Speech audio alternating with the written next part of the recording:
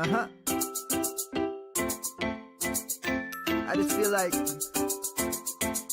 I've been around the block, ripping up fantasy stock, working around the clock. Look at the view from the top. Researching rookies a lot? No, I just be listening to pods. Yeah, one in particular, I'm just a messenger. Let me just pass on the rock. Browning, Brunning, Bruning, pronouncing ain't what he's doing. What he's doing is not losing, but infusing you with new things. And there's Dennis the Bennett, yeah.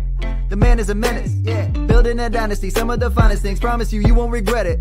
Sly as a fox, cultured in pop. Give him his props. Here is a thought, here is a box. And you cannot compare them at all, so don't even try. Careful with the news, but when you use a take, I take up Tony Fire. I mean Dyer, because anyone else is a huge mistake. Whoa, fantasy round table, fantasy round table. Yeah. Fantasy round table, come take a look at the crown, baby. Hey, fantasy round table, fantasy round table. Woo. Fantasy round table, come take a look at the crown, baby. Go. Hello and welcome to another episode of the Fantasy Football Roundtable Podcast.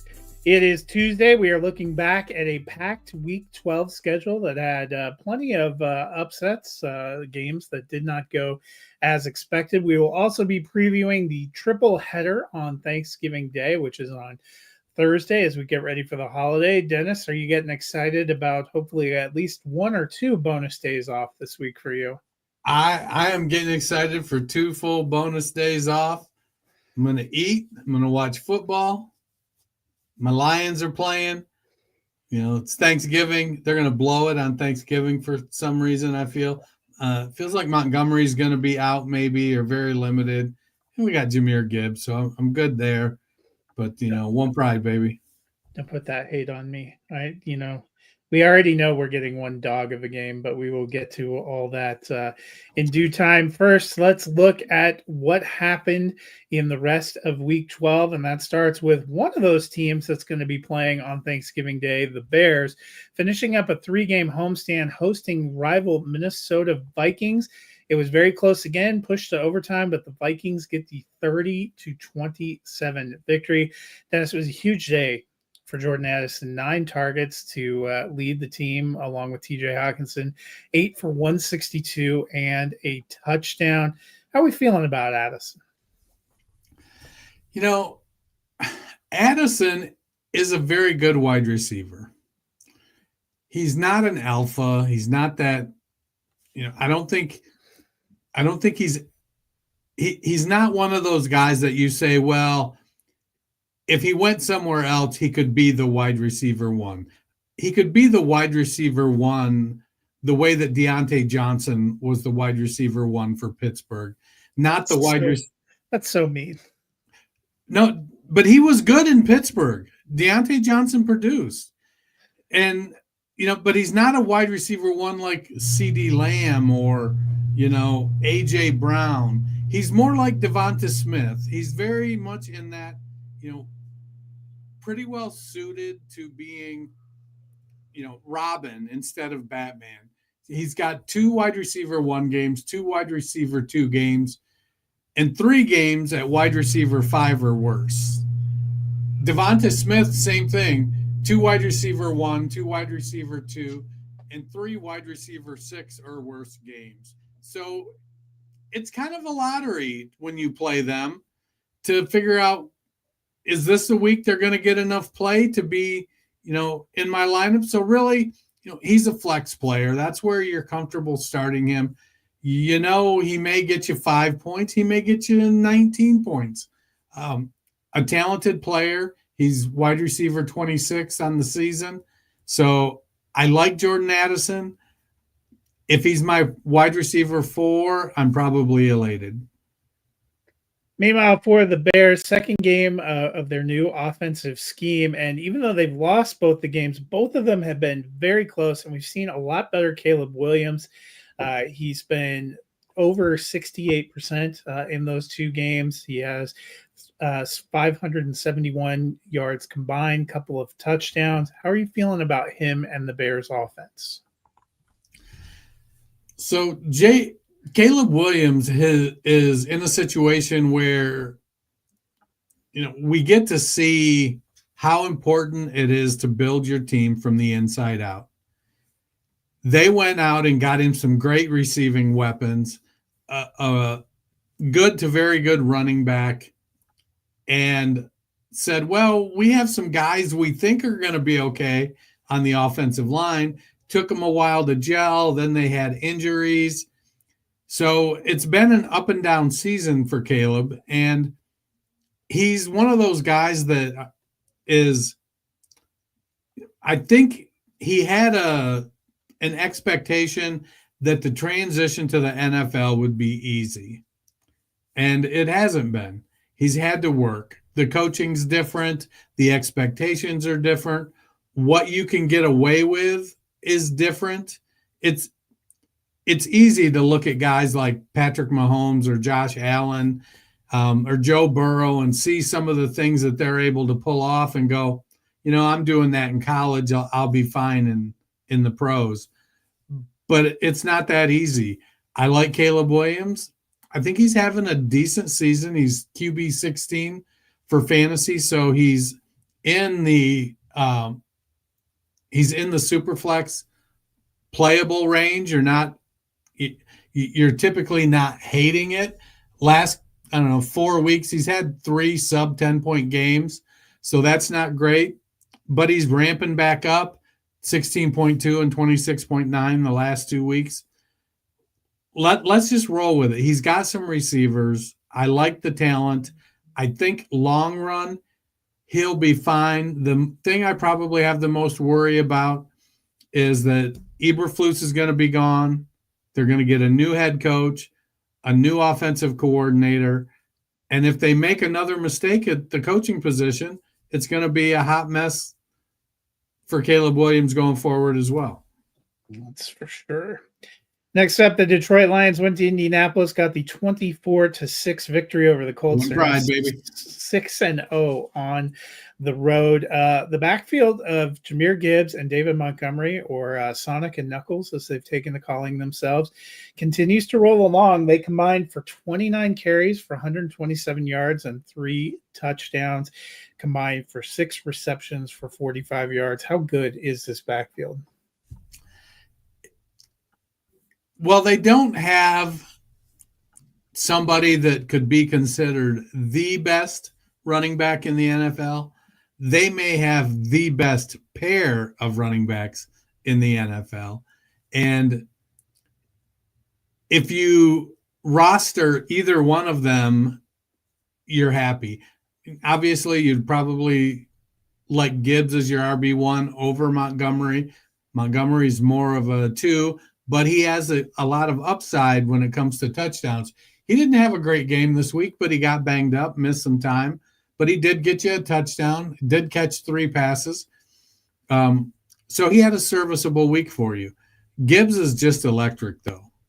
It doesn't matter, running game, passing game. He's putting up numbers. He's putting up touchdowns. As a Detroit Lions fan, it's long overdue. Meanwhile, for the Colts, they're now 5-7. They're technically second in the AFC South, but they lost both games to the Texans, which would put them well behind the 8 ball for the tiebreaker. There are already at least 7 teams in the AFC that have 7 or more wins, so that puts them kind of in a precarious position. They're also a Week 14 bye team, so they played 1 more game than most other teams. How are we feeling about the Colts? So I'm not optimistic when it comes to any playoff hopes. This is a year where they need to really focus on developing Anthony Richardson. Last week was great. He completed 67% of his passes, looked good. This week we're back to 40% of his passes. Had a couple nice passes. He's getting the ball to the right people. Pittman was 7 targets. Josh Downs was 7 targets. That's where you want to see him going. But they ran 49 plays to Detroit 72. So Jonathan Taylor only had 11 carries. Now, Richardson had 6 carries or 11 carries for 10 carries for 61 yards. So that helps, but he didn't produce any touchdowns, either rushing or passing. So it was a very meh game all around for the Colts fantasy assets. It's, I have a lot of shares of Anthony Richardson on my dynasty teams. I'm taking the long run. I'm looking long term and saying, look, he's got to get reps. He didn't play much in college. He couldn't be more different than someone like Bo Nix or Brock Purdy, who played 50 plus games in college as a starter and has seen a lot of stuff coming at him. It's different. You need to get those reps, and you have to keep your confidence up high enough. You have to show you're progressing and you're learning. Richardson's still in that very much the up and down phase. It was good to see him resort to running some this week because I think he needs to do some of that. But you need to have him pushing 60% with the completion percentage. Next up, the New England Patriots went to Miami, and the Dolphins get the 34-15 victory. Dennis, second week in a row, Austin Hooper has caught 4 passes, this time 4 for 59 and a touchdown. Any interest in him, or is this just part of that rotation of Patriots you can never trust? Yeah, there's no interest. If I'm still starting Hunter Henry over him and not looking back, Henry had 8 targets to Hooper's 4. It's just a function of the guy caught a touchdown, and things fell his way this week. Ultimately, the wide receivers are going to develop in New England. Hunter Henry is not going to get supplanted by Austin Hooper. I just it is. Next week maybe with 6 teams on buys, maybe you start him. I'm not chasing him. If he ends up on one of my rosters, it's because I put in a $0 bid on him and nobody else bid $1. Meanwhile, this week, Jalen Waddle fired up Rage Against the Machine's Wake Up, and it really got him in the spirit. He saw 9 targets, caught 8 passes for 144 yards and a touchdown. Is this the kind of breakout we've been looking for, or are you still pretty cautious? It's back to the old San Francisco model. It's hard to keep 4 elite fantasy producers relevant each game, and so somebody ends up suffering. Achane was RB5, Waddle was RB3, Smith was tight end 2, and Hill was wide receiver 30. Those numbers may have tweaked a little bit after last night's game because I took them on Sunday, but not so many people played that it's going to make any drastic changes there. So it just ended up being a function of Jonnu Smith as an actual tight end that Mike McDaniel will throw the ball to. I don't know why all of a sudden McDaniel's like, hey, I'm going to use the tight end. He had Gesicki, who's a really good pass-catching tight end. I don't know. It seems weird. I think Waddle has, as long as they stay healthy, I think it's going to be this each week. There's going to be somebody that's outside the top 24 running backs or top 36 wide receivers, or at the fringe end of it. And the other 3 guys are going to produce. Next up, the Giants hosted the Commanders, and the Buccaneers. The Giants hosted the Buccaneers, who came in and got the 30-7 victory. Pays to read sometimes. Dennis, for the Buccaneers, Bucky Irving, 12 carries, tied for the team lead, had 87 yards and a touchdown. Every running back that carried the ball, plus their running quarterback, scored a rushing touchdown. But he also caught my eye because he caught 6 passes for 64 yards, which made him tied for the team lead in targets this week. Is Bucky Irving developing into the back you would prefer in Dynasty? He's a classic hashtag 2 to 3 year window running back. He's a guy that I would look to, he reminds me of Kyren Williams. He's one of these 5'10", 5'11", 200 pounders that if you're trying to, make them a bell cow. At some point, they're going to break. May have a full season, but more often than not, they're going to miss a game or few. I think Irving looks good. He definitely has much better vision than Rachaad White. I don't think he quite has the burst that Sean Tucker has. I'd like to see them narrow the funnel as much as I'd hate that, because I have significantly more shares of Tucker than I do Irving. I think they need to go back to Tucker being a handcuff, and let Rachaad White do Rachaad White things and Bucky Irving do Bucky Irving things. I think they in a perfect world, I think Rachaad White gets 7 targets and 25% of the carries, and Bucky Irving gets 75% of the carries and 3 targets. Is that going to happen? I don't know. It might, it may skew a little bit, because it felt like it was happening earlier in the season, but you're right. The trying to force Sean Tucker. Tucker actually had the first of the rushing touchdowns, much to everyone's dismay. But not mine. I actually had to start him in 2 places, so I was pleased with my 7-point performance from Sean Tucker. Now I like what Bucky Irving's doing, and ultimately he's a guy that I think I look at and think, if I can ride him to a championship this year and move him in the offseason for a first-round pick, a late first-round pick, then I think that's great. Meanwhile, on the other side, we saw the Tommy DeVito era, 21-31, 189 yards, sacked 4 times. Giants offense did pretty much nothing, was abysmal at the half. You impressed by the Tommy DeVito era?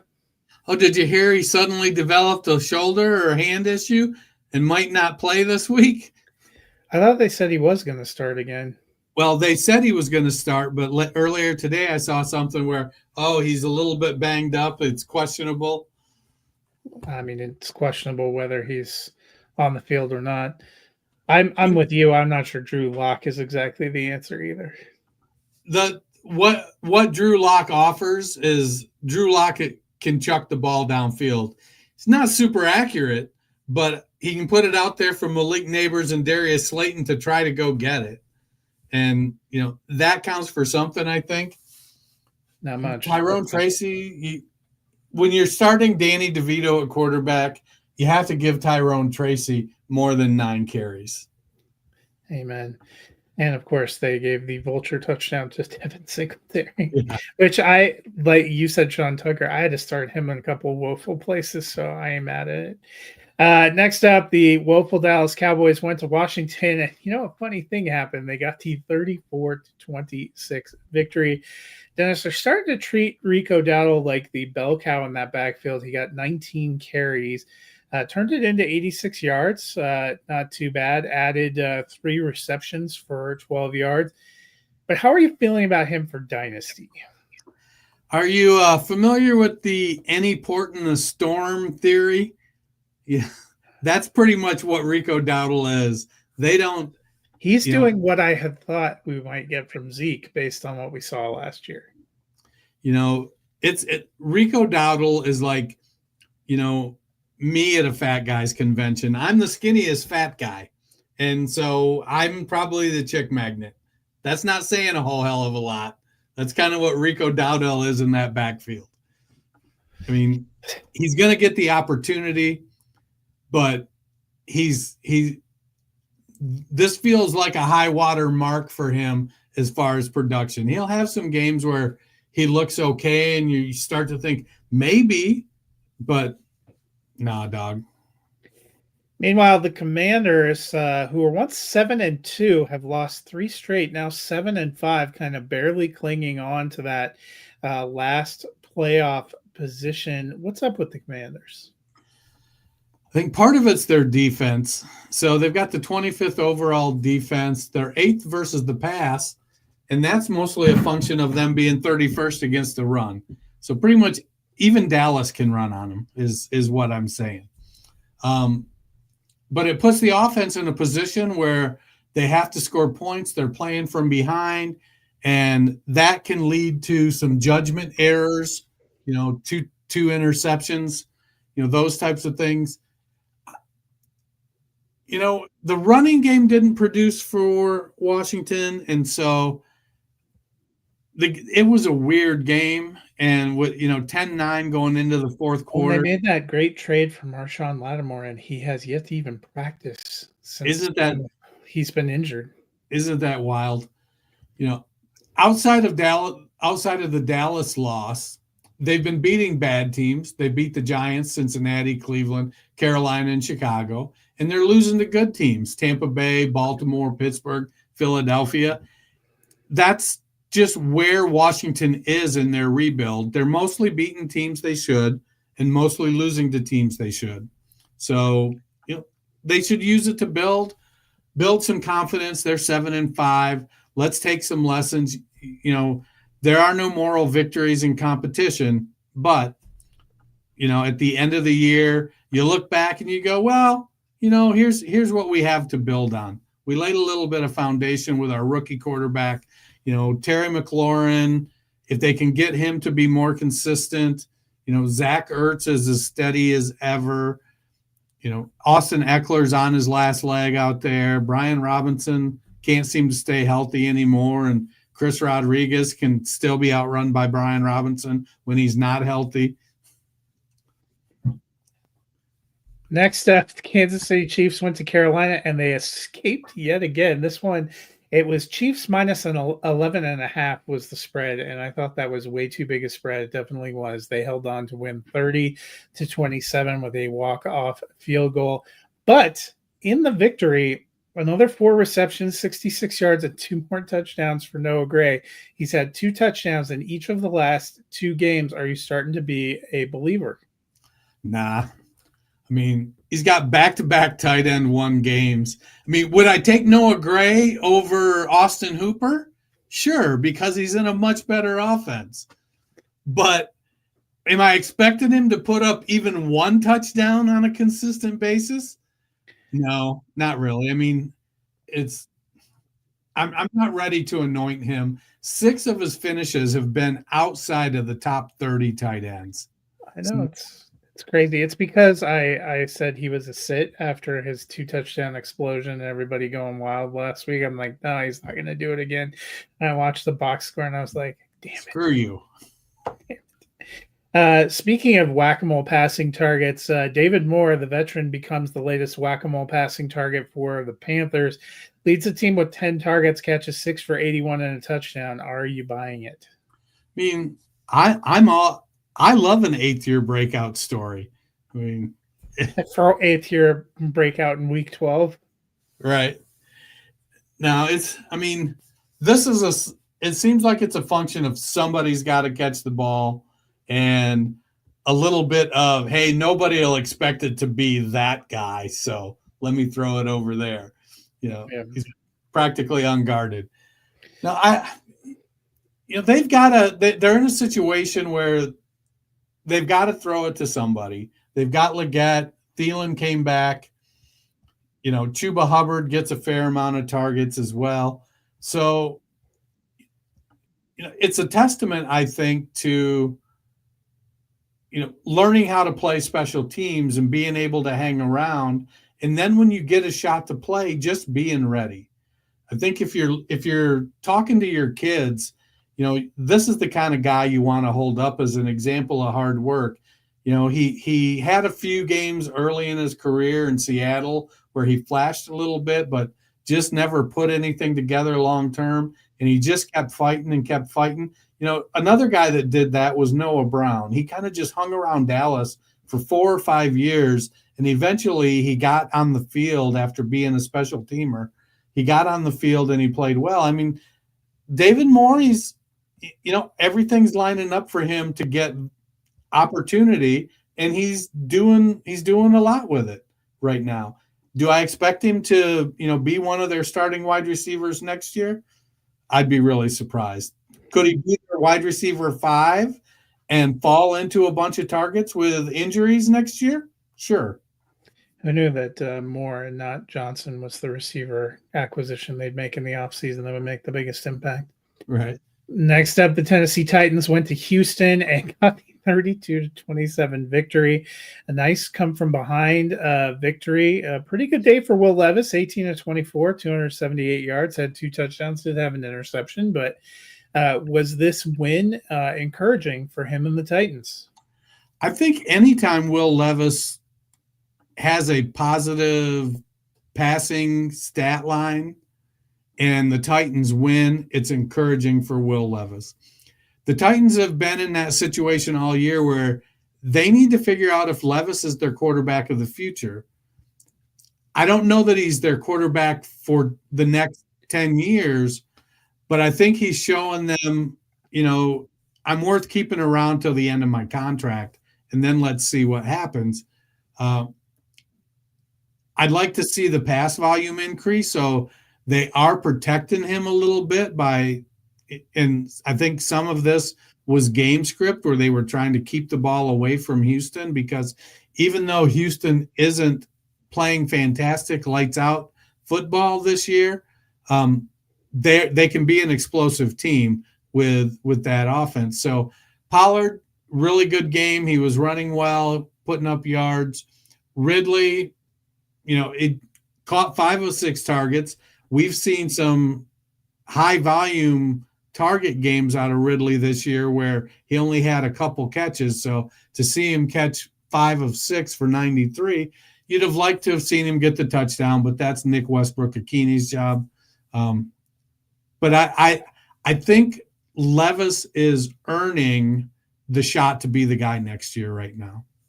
Yeah, they probably have some line work to do too, because eight times he was sacked, 8 carries for 10 yards. I would bet a lot of those were taking off under pressure. So maybe that's plays into the pass volume a little bit. Meanwhile, the Texans, they started out 5-1. They have lost 4 of their last 6. They're now 7-5. What is up with the Texans? Stroud, I think, is just in a little bit of a sophomore slump. We had our, every game we get a long Nico Collins touchdown called back. So we had another one of those this week. Tradition like no other. At some point, we're going to see that long Collins touchdown hold up. And because the passing game hasn't been clicking like it's done in the past, defenses can key a little more on the running game. Over the last few weeks, we've seen more. Mixon had 1.6 yards per carry this week. So we've had a couple poor games like that from Mixon. He didn't get a touchdown to save his fantasy numbers. I think it's just a function of a little bit of sophomore slump from C.J. Stroud. Teams that have a lot more film on him, they can develop a little more sophisticated defensive plan versus him and the Texans. I think he's going to be fine. He's QB 15, probably finish the year as a high-end QB 2. Next up, the Denver Broncos went to Las Vegas and got the 29-19 victory. Bo Nix, another big game, 25-42, 273 yards and 2 touchdowns. Is he becoming the front runner for Rookie of the Year? I don't know if he's the front runner yet, but he's certainly nipping at Jaden Daniels' heels, that's for sure.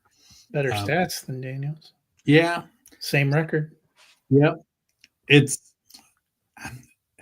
I think that Nix, for whatever reason, I just don't think Nix gets the same amount of respect that Daniels does. If he keeps playing like he is, I wouldn't be the least bit surprised if he won Rookie of the Year. If he gets them into the playoffs, especially if Washington doesn't make the playoffs and Denver does, I think he'll pull it out and win the Rookie of the Year. I like what Bo Nix is doing. To me, he's sitting in QB 7. I have longed for a quarterback that treats Cortland Sutton like a wide receiver 1, and Bo Nix is doing that. And I wish we could figure out the running game for your team. I don't know, maybe you should go be the run game coordinator so we know who the hell is going to get the ball. But I know it was a weird it was a weird game, but Javonte Williams just wasn't successful. He got the most carries and got the first set of carries. He just couldn't get anything going. He was Meanwhile, unsuccessful. yeah. Meanwhile, the Raiders lost another quarterback, Gardner Minshew, broken collarbone, out for the year. So it looks like it's going to be Desmond Ridder time. Are you pumped? Actually, I think they announced today that Aiden O'Connell is going to be the starter this weekend. I thought I saw that on Roto World. I thought he had to be out at least 4 weeks he went to IR, I'm pretty sure. Yeah, no, maybe I misread the week number, but I thought on Roto World I saw that he was going to be the starter. Either way, I don't know. I feel like I probably would prefer O'Connell over Ridder. But if you're Desmond Ridder, you have to understand what job one is, and that's to get the ball to Brock Bowers and Jakobi Meyers.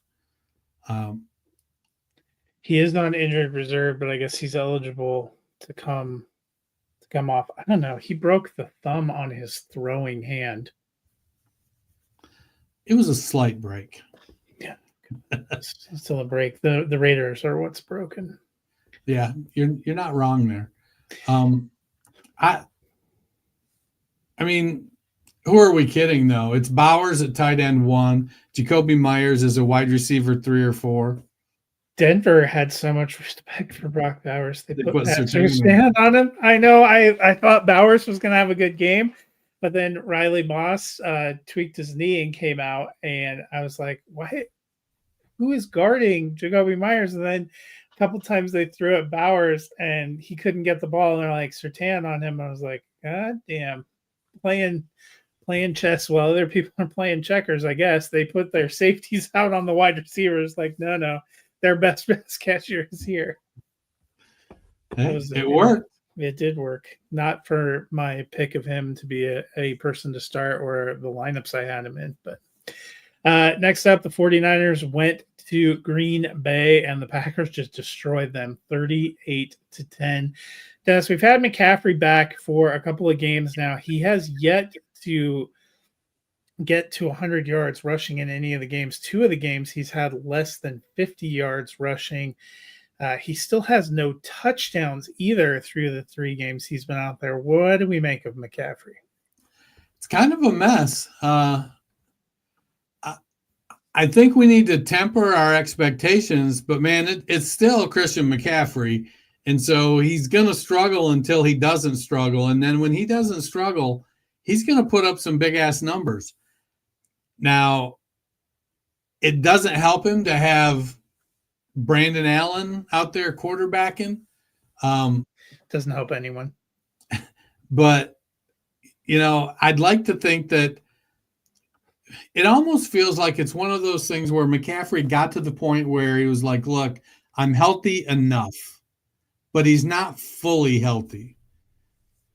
But maybe, just maybe, it's just the curse of he's a running back, and at a certain age, running backs drop off, and we're at that point with him. I don't know. We've seen him miss most of 2 years earlier in his career. So yeah, I still believe, but, we're not seeing it. And they are at Buffalo this week, so may still not see it. Meanwhile, Josh Jacobs, 26 carries, 106 yards, 3 huge touchdowns. Has he been a difference maker for the Packers? It's been a difference maker for my fantasy teams. So for both. He's RB5 over the last 6 weeks. He had some slow periods earlier in the year, but I don't think anybody has ever doubted that he has the size to be a bell cow back. He's pretty fast. He's big. He's good at catching the ball when you need him to catch the ball. And he's got a nose for the end zone. I think what I'm waiting to see is the way they structured his contract. They can basically get out of it after this year. Or they can keep him and say, hey, we're going to keep building other areas. And because I think he's only 25 years old, maybe 26. He's not old. And, but he's having a heck of a year.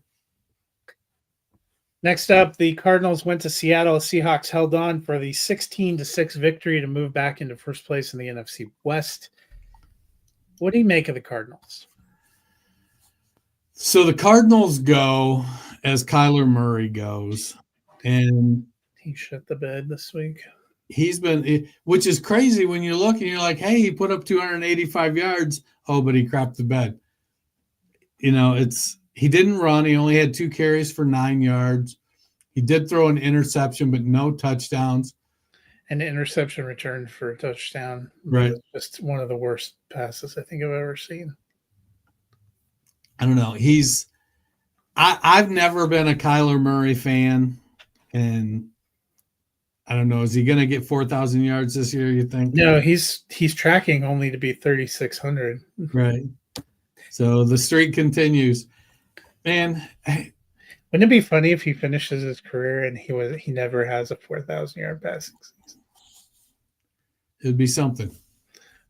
Not something good. Or I mean, Trey McBride had a great game, 12 catches for 133. So 15 targets. I mean, they're locked in together too. It's just they're just such a weird offense to read. James Conner, they couldn't run.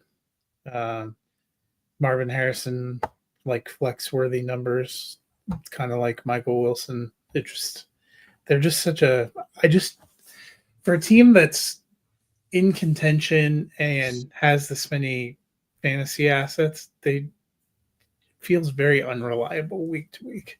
Oh, it doesn't feel like it. It is. It feels like that for a reason.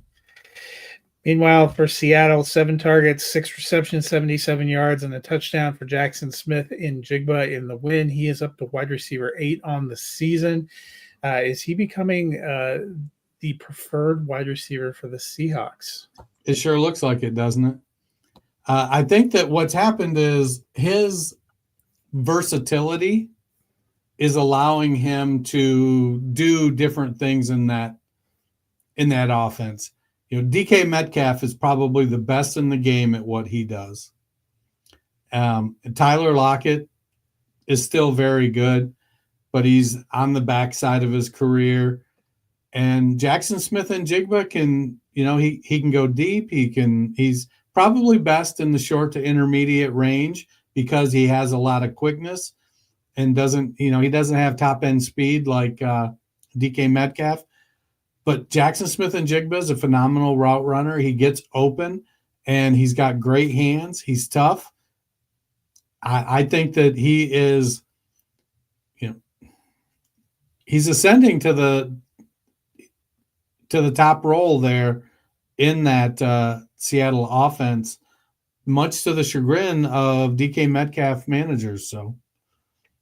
I mean, there's still room for both of them to contribute. I think the one that's really taken a dive, as we thought might happen, is Lockett.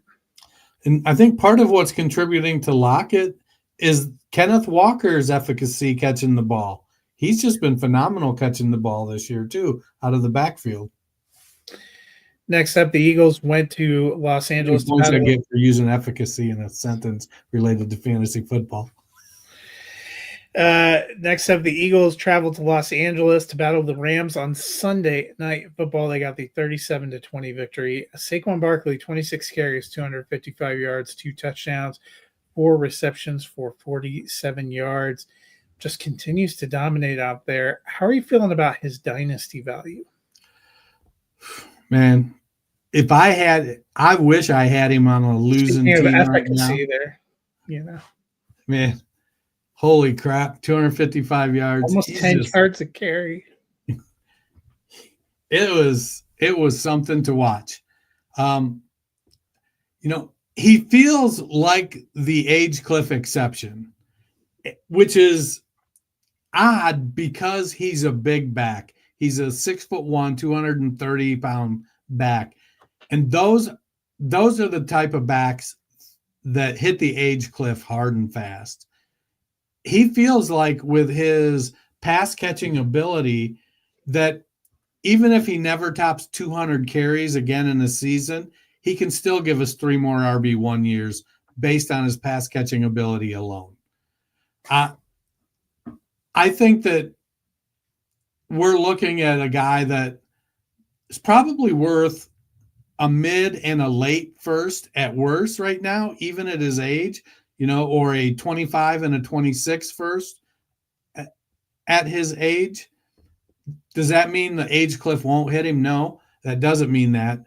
But it sure doesn't look like he looks like he's walking the tightrope across that canyon, and that age cliff isn't going to be there for a few more years. So he's been phenomenal. He's always been an athletic specimen, and it seems like he is in the perfect offense on the perfect team.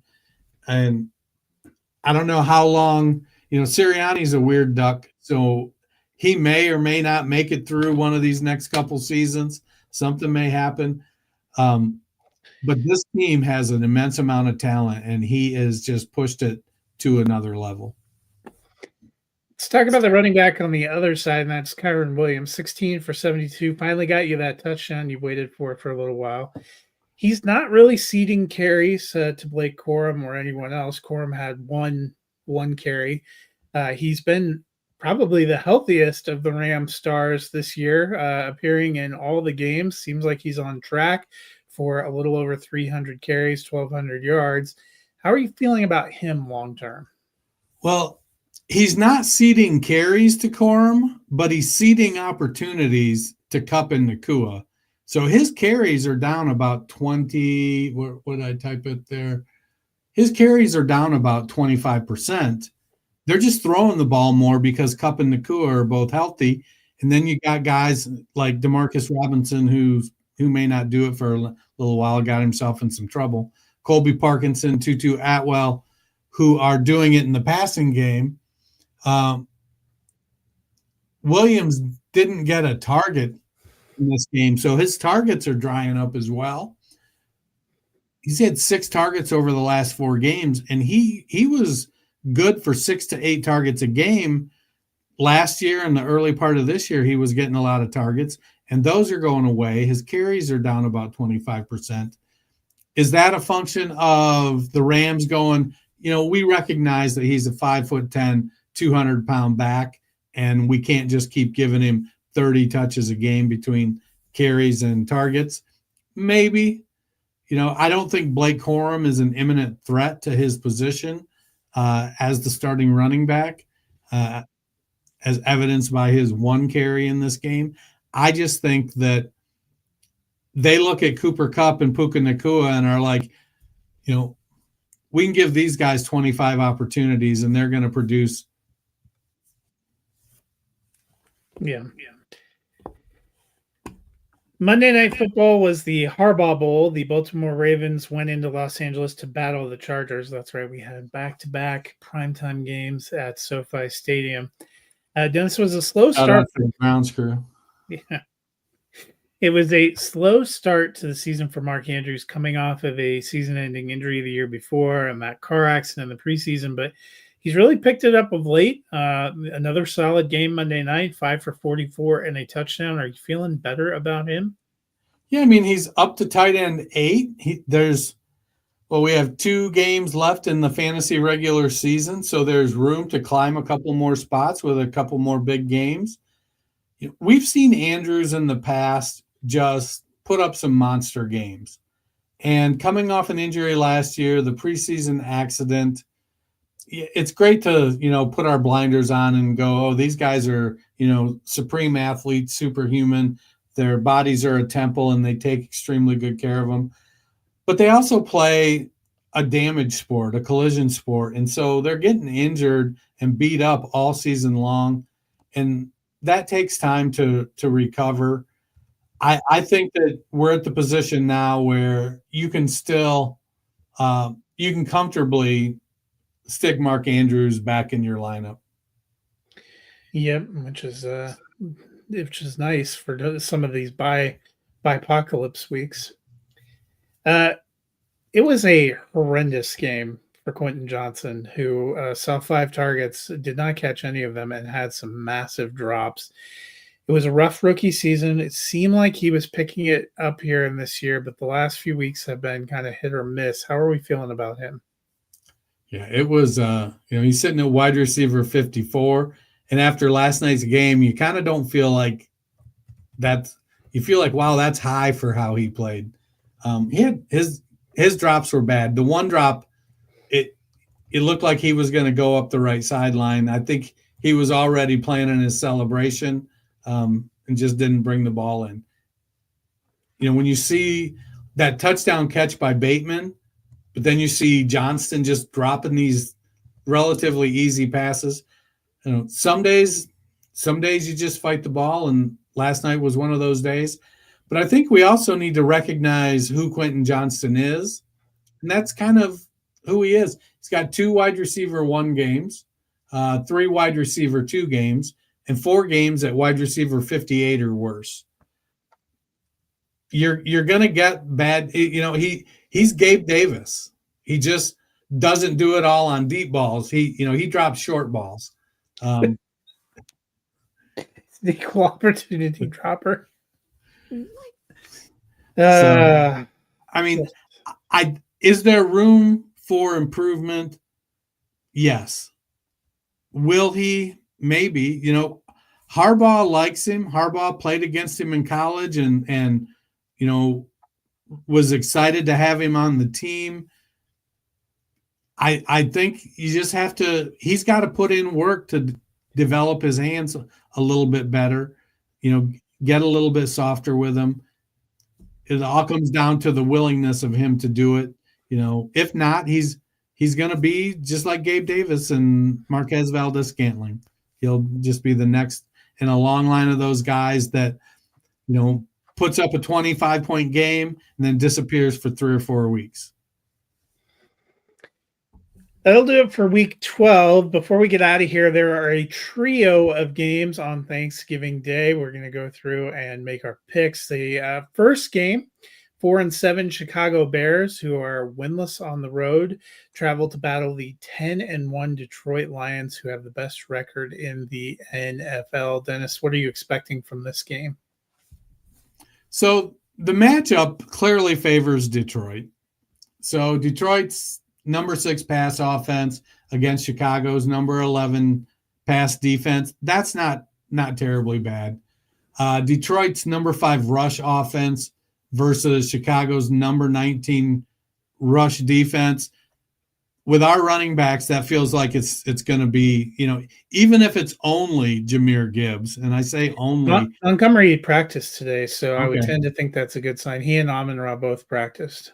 Well, that's good. Not good for Chicago, but that's good. Montgomery wants to play. Gibbs only needs 114 yards to crack 1,000 for the year. And it's a revenge game. Chicago's pass offense is 28th. Detroit's passing defense is 24th. We've lost some guys on defense in Detroit. That's not great. Chicago's rushing offense is 22nd, but Detroit's rush defense is 5th. So I think it's going to be a tough game for DeAndre Swift. It'll be, another revenge game narrative, DeAndre Swift. But I don't think Swift is going to be able to run the ball very well. If Detroit can get some pressure on Caleb Williams, we know he's not great at handling the pressure. And I just think overall, Detroit is better. They've got a more talented team on both sides of the ball, even without Aiden Hutchinson and Marcus Davenport and Alex Anzalone and Terrion Armstead committing pass interference every 3 snaps. Detroit is still better. And so I'm taking the Lions. I think it feels to me like a 31-17 game. It's not a massive blowout, but it's a comfortable victory. Yeah, and I think the spread that I saw today was Detroit minus 11.5. So we'll see. I am also taking the Lions. Next up, the worst game of the day, which is saying something. So before we call it the worst game of the day, I think we have to recognize it's 2 teams that are pretty evenly matched. They're both awful. It's the worst game of the day.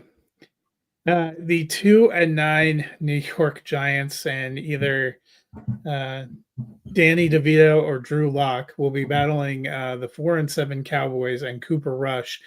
Ironically, the Giants are 2-3 on the road and have not won at home. You know who else has not won at home this season would be the Dallas Cowboys. What are you expecting from this one? Well, I was all ready to pick the Cowboys, and I realized it's going to be a late afternoon game, so the sun's going to be in their eyes. CeeDee Lamb might just have to take Thanksgiving off. So Dallas's pass offense is number 10 going against the number 6 ranked passing defense. And, you know, Dallas, I dare say, well, they're at number 10. Some of that is baked in there when Dak was still healthy. So they're probably not that good. Dallas's rush offense, though, luckily for them, the rush offense is number 31, but they're going against the 28th ranked rushing defense. So Tyrone Tracy may actually get a chance to throw a feed me back at Zeke and the Cowboys. The Giants' passing offense is ranked 27th, going against 21st ranked passing defense. The Giants' rushing offense is 21st, going against the Dallas rush defense at 29. It looks like it's shaping up for Rico Dowdle and Tyrone Tracy to kind of be the guys that lead the way here. I like Cooper Rush over either Giants quarterback. You know, it'll be interesting to see, can CeeDee Lamb get anything going with Cooper Rush? Can Malik Neighbors get anything going with Locke/DeVito? It's, you know, because Malik Neighbors is not happy. He's headed towards going full Aaron Rodgers up there in New York. We should just call the Giants quarterback Locke DeVito for the rest of the season. They should rotate series. Yeah. Who are you taking? How much worse could it be? I'm going to take the Lions. I don't think you should ask that question. How much worse could it be? You won't like the answer. I'm going to take the Cowboys because I just traded for Cooper Rush. I don't know why you traded for Cooper Rush, but I'm also taking the Cowboys to get their first home win of the season. Because I lost Gardner Minshew in a 16-team Superflex. That's why.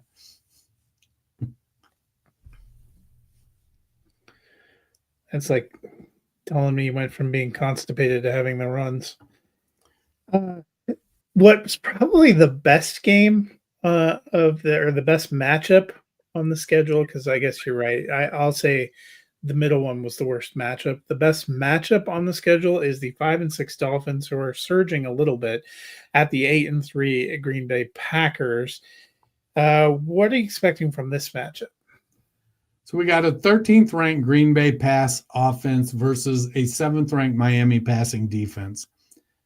You know, it's a Green Bay offense that has no established wide receiver one, but they've got 4 wide receiver 2s. So it's like, who's going to get it this week? Or could it be Tucker Kraft? Who knows? Miami's passing offense is 21st, going against 9th ranked Green Bay passing defense. So both passing offenses are going against pretty good passing defenses. The Green Bay rushing offense is number 4, going against the Miami rush defense, which is ranked number 10. Again, another good matchup. But the Miami rushing offense is 19th versus the Green Bay rush defense at 12. It feels like Green Bay has just ever so slight of edge. The issue with the 2 running games, if I'm looking at it, like, yeah, Devin Achane, super explosive, really good pass catcher.